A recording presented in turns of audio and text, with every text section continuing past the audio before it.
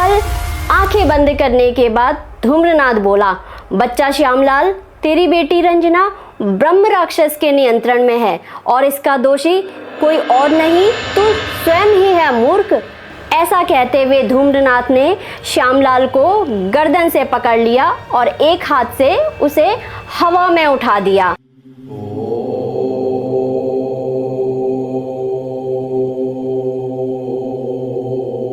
आदेश जय श्री महाकाल। दिसंबर माह की कड़कड़ाती ठंड, महाशमशान में जलती हुई चिताओं की अग्नि में हाथ सेकते हुए एक रहस्यमय शख्स खड़ा था। लंबे केस, लंबी दाढ़ी, बलिष्ठ शरीर, शरीर के ऊपरी भाग पर एक पतला सा शॉल लपेटे हुए उस रहस्यमय व्यक्ति की आयु लगभग 29 से 30 वर्ष रही होगी। सर्दी के समय में चल रही हल्की ठंडी हवा निरंतर उसके बदन से टकरा रही थी। रात्रि घोर अंधकार में डूबी हुई थी और प्रकाश के नाम पर सिर्फ जलती चिताओं से उठती लपटें और पास रखी छोटी सी लालटेन की रोशनी थी। चिताओं की अग्नि के सामने हाथों को सेकते हुए वो शख्स आसमान की तरफ मुंह किए शून्य में डूबा हुआ था। अचानक पीछे से आकर एक अपरिचित व्यक्ति उस रहस्यमय शख्स के पैरों को पकड़ के गिड़गिड़ाने लगा, बाबा मेरी बेटी को बचा लो, बाबा मैं आपके पैर पड़ता हूँ। वो रहस्यमय शख्स कोई और नहीं बल्कि धूम्रनाथ अघोरी था, जिसका परिचय मैंने अपने पिछले वीडियो में दिया हुआ है। नीचे देखते हुए वो कहता है, कौन हो तुम? क्या तुम मुझे जानते हो? अपरिचित बोला, नहीं बाबा, मैं आपको नहीं जानता, पर मैंने आपके विषय में बहुत सुना है। मैं कई बड़े बड़े तांत्रिकों से मिला मगर कोई मेरी मदद न कर पाया। मेरी बेटी बहुत परेशान है। उसे एक अदृश्य रहस्यमय ताकत ने उसके शरीर पर कब्जा कर लिया है। वो उसे मार डालेगी, उसे बचा लो बाबा। धूम्रनाथ के सीने में जैसे दिल ही ना था। उसके अतीत ने उसे इतना निष्ठुर बना दिया था कि भावनाएं उसे छू तक नहीं पाती थी। धूम्रनाथ बोला, यहाँ से चले जाओ अजनबी, ये तुम्हारे जीवन की समस्या है, मेरा इससे कोई लेना देना नहीं है। अपरिचित गिड़गिड़ाते हुए बोला, मेरी मदद करो बाबा, आप नहीं करोगे तो भला कौन करेगा? अपरिचित के आंसुओं की धारा धूम्रनाथ के पैरों पर गिरी तो उसने अपने पांव छुड़ा लिए। शून्य भाव के साथ वह आगे की तरफ बढ़ने लगा, परंतु उसने अपरिचित की बातों का कोई जवाब नहीं दिया और शमशान में बनी अपनी कुटिया में प्रवेश कर गया। अंदर से उसने चिलम उठाई और बाहर आकर जलती चिता के अंगार से उसे सुलगाते हुए कश लगाया और बोला, शंभु महादेव। धूम्रनाथ को समझना बड़ा जटिल था। पागल खोपड़ी का आदमी था वो। उसके जीवन में सही गलत के कोई मानक नहीं थे। कुछ सोचकर वह आगे की तरफ बढ़ा और अपरिचित से बोला, तेरा नाम क्या है बच्चा? 55 वर्ष का वह अपरिचित व्यक्ति बोला, मेरा नाम श्यामलाल है बाबा। धूम्रनाथ ने आगे चिलम बढ़ाते हुए पूछा, बच्चा श्यामलाल कश लगाएगा क्या? धूम्रनाथ की बात सुनकर श्यामलाल के मन में इतना क्रोध उठा जिसकी कोई सीमा नहीं थी, मगर कुछ जाहिर किए बिना उसने सिर्फ इनकार भाव में सिर हिलाया। धूम्रनाथ बोला, कोई बात नहीं। एक पल आंखें बंद करने के बाद धूम्रनाथ बोला, बच्चा श्यामलाल, तेरी बेटी रंजना ब्रह्म राक्षस के नियंत्रण में है और इसका दोषी कोई और नहीं, तू स्वयं ही है मूर्ख। ऐसा कहते हुए धूम्रनाथ ने श्यामलाल को गर्दन से पकड़ लिया और एक हाथ से उसे हवा में उठा दिया। हवा में लटके श्यामलाल की नजरें जब धूम्रनाथ की नजरों पर पड़ी तो उसे ऐसा लगा जैसे उसने साक्षात यमराज के दर्शन कर लिए हों। भयंकर सर्दी की उस रात्रि में भी उसका पूरा शरीर पसीने से भीग गया था। धूम्रनाथ अघोरी ने उसके चेहरे पर धुएं का गुब्बार छोड़ते हुए उसे जमीन पर छोड़ दिया। श्यामलाल कभी अपने जीवन में इतना नहीं डरा था जितना वो आज डरा था। धूम्रनाथ क्रोधित होते हुए बोला, मूर्ख, तूने पैसे के लालच में अपनी बेटी को मौत के मुंह में ढकेल दिया। तेरे ही कारण तेरा साथ देने वाले बाकी के 3 लोगों की भी मौत हो गई। श्यामलाल के माथे से पसीना टपकने लगा कि ये सब बाबा को कैसे पता चल गया, मगर उसे इतना विश्वास हो चुका था कि वो बिल्कुल सही जगह आया है। उसने धूम्रनाथ के पैर पकड़ लिए, बोला, बाबा, मुझसे बड़ी भूल हो गई। पैसों के लालच ने मुझे अंधा कर दिया। मुझे उस खंडहर में खुदाई करके धन नहीं निकालना चाहिए था। मेरी मत मारी गई थी बाबा। धूम्रनाथ ने बिना कुछ कहे आगे बढ़ना आरंभ कर दिया। श्यामलाल उसके पीछे हो लिया। थोड़ी दूरी तय करने के बाद श्यामलाल फिर आश्चर्यचकित हो गया, क्योंकि वो और धूम्रनाथ कहीं और नहीं बल्कि अपने ही घर की तरफ जाने वाले रास्ते पर थे। उसे ये समझ नहीं आ रहा था कि आखिर धूम्रनाथ को ये सब कैसे पता है। अभी वो ये सोच ही रहा था कि धूम्रनाथ ठीक उसी घर के सामने रुका जो श्यामलाल का था और बोला, श्यामलाल, घर में प्रवेश करो और अंदर से एक धारदार हथियार लेकर आओ। श्यामलाल घर के अंदर से एक तेज धारदार चाकू लेकर आया।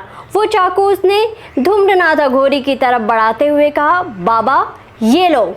धूम्रनाथ ने श्यामलाल के हाथों से चाकू पकड़ा और साथ ही श्यामलाल का हाथ भी पकड़ लिया और बड़ी फुर्ती के साथ उसने श्यामलाल के दाहिने हाथ की कलाई पर एक खड़ा चीरा लगा दिया। क्रोध और दर्द के साथ श्यामलाल चीखा, आह बाबा, पागल हो गया है क्या? धूम्रनाथ का खौफनाक चेहरा उसके पास आते हुए अपने ओंठों पर उंगली रखकर श्यामलाल को चुप रहने का इशारा कर रहा था। श्यामलाल को धूम्रनाथ के उस भयावह काले चेहरे पर अंगारों सी धधकती आंखों में अपनी मौत का साक्षात्कार होते हुए स्पष्ट दिख रहा था। धूम्रनाथ ने अपना दाहिना हाथ आगे बढ़ाकर श्यामलाल की कलाई से टपकते रक्त को अपनी अंजलि में भर लिया। शंभु महादेव के उच्चारण के साथ उसने अंजलि में भरे रक्त को एक घूंट में पी लिया।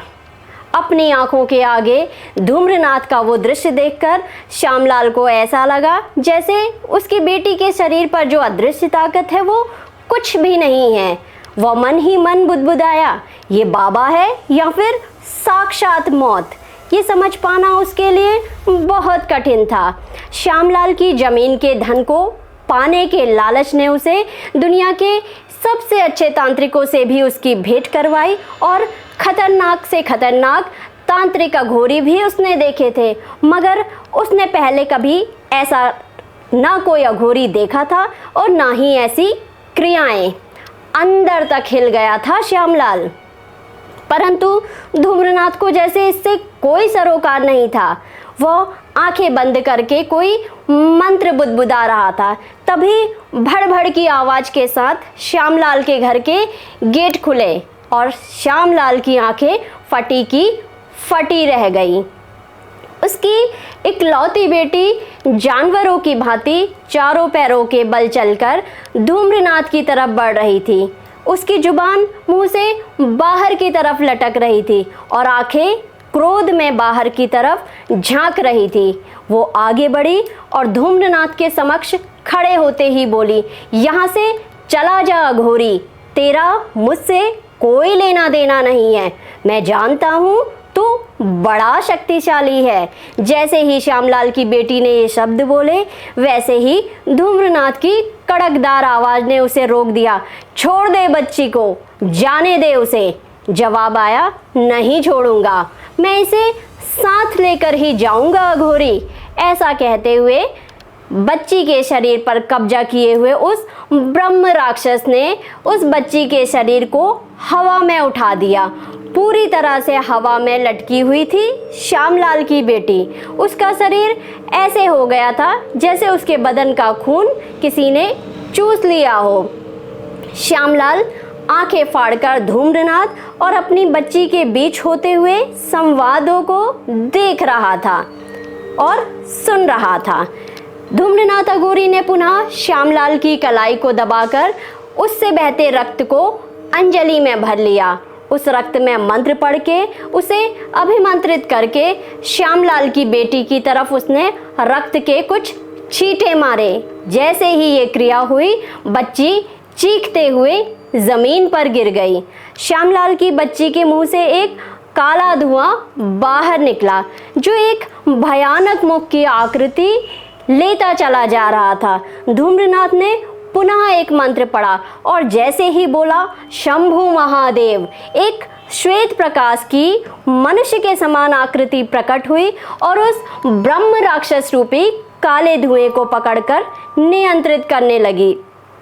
ब्रह्म राक्षस को ये समझते देर ना लगी कि उसके ऊपर विशुद्ध अघोर महातंत्र काट प्रक्रिया का प्रयोग किया जा रहा है, जिससे वो अनंत समय के लिए धूम्रनाथ के वशीभूत हो उसका गुलाम बन जाएगा। लेकिन वो बेबस था, कुछ कर नहीं सकता था, क्योंकि धूम्रनाथ के गुरु ने उसे ऐसी ऐसी गूढ़ तंत्र प्रक्रियाएं करवाई हुई थी जिनका नाम भी लोगों ने कभी सुना नहीं था। इष्ट और गुरु के आशीर्वाद से और धूम्रनाथ की योग्यता और समर्पण ने उसे इन क्रियाओं में महारथी बना दिया था। धूम्रनाथ ने अपना मुंह खोला और वो भयावह काली आकृति रूपी धुआं धूम्रनाथ के मुख में प्रविष्ट हो गया। धूम्रनाथ ने मुख बंद करा और बोला, शंभु महादेव, और फिर उस रहस्यमय श्वेत प्रकाश आकृति को प्रणाम किया। श्वेत प्रकाश रूपी आकृति हवा में ही विलुप्त हो गई। उधर श्यामलाल अपनी बेटी की तरफ लपका। वो अब तक पूर्णतया सामान्य हो गई थी। पिछले 6 माह से वह इसी नर्क में जी रही थी, जो कि अब जाकर सामान्य हुई थी। धूम्रनाथ श्यामलाल को बोला, मूर्ख श्यामलाल, अभी खतरा पूरी तरह टला नहीं है। वो धन नहीं, तेरी मौत का आगमन है, जो लाकर तूने अपने घर में रखा हुआ है। उसे वापस वहीं रखा जहां से तू उसे लाया है। श्यामलाल ऐसा चाहता तो नहीं था, लेकिन अब तक वह जान गया था कि जमीन का खजाना सिर्फ अमीर ही नहीं बल्कि मौत की परछाइयाँ भी लाता है। घबराए हुए उसने धूम्रनाथ को जवाब दिया कि वह उस श्रापित धन को वापस उसी स्थान पर छोड़ आएगा जहां से वह उसे लाया था। धूम्रनाथ पलटा और आगे बढ़ने लगा। धीरे धीरे बल्ब की रोशनी से हटकर वो उसी अंधकार में खो गया जिस अंधकार से वो आया था। पीछे श्यामलाल के मन में छोड़ गया था हजारों सवाल, जिसका जवाब शायद ही उसे जीवन में कभी मिलने वाला था, और शायद ही कभी उसे वो मिलता दोबारा जिसका नाम था धूम्रनाथ अघोरी। धूम्रनाथ अघोरी के जीवन से जुड़ी ऐसी ही रोचक और रहस्यमय घटनाओं को जानने के लिए जुड़े रहिए हमारे चैनल शिवकेशी विश्वनाथ से। आदेश। जय श्री महाकाल।